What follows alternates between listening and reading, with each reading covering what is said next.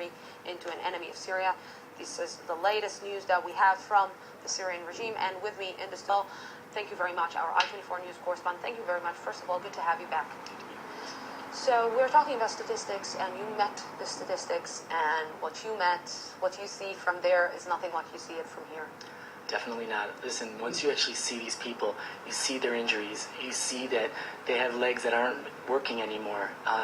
They don't have their arms, they don't have their legs. It was very intense to see this in person.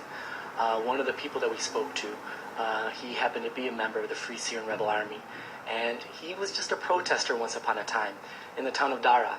And he thought that perhaps the protests would be just like in Cairo 2 years ago. They would go to the streets and they would overthrow their regime. It never happened. His brother was stabbed brutally right in front of him and bled to death in his arms. And to hear these stories and to hear him to express the pain, the agony of hearing 120 people massacred right in front of him, women, children, even an old man. Once he broke into the story about the old man, how he died, he couldn't even keep it together. To hear that, to hear his voice crack, it took it to a different level, Lucy. You've been covering the whole Syrian story for the last few weeks for us. How did you feel when you saw everything on the field? It definitely made it obviously a lot more real.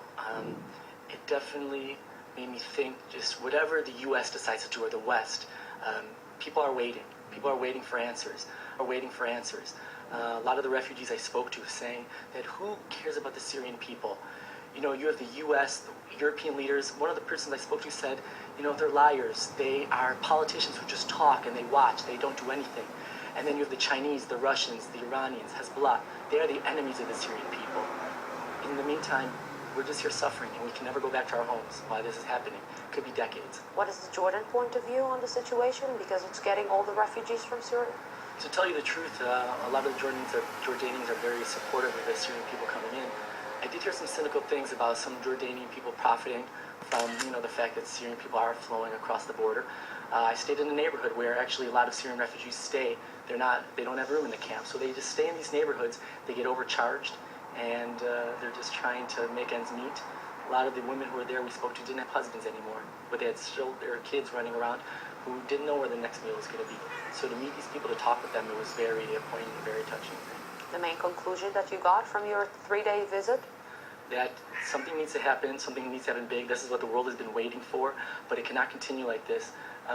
People think they'll never be able to go back unless something changes. It could be decades before they ever get to go back to their homes, if ever. Something should be done. I think this is the key sentence. Our Danny Swibel, good to have you back. Thank you very much for this. And joining me right now in the studio is our diplomatic correspondent, Tal Shalev. Tal, the Palestinian peace talk, first of all, good evening. The Palestinian peace talk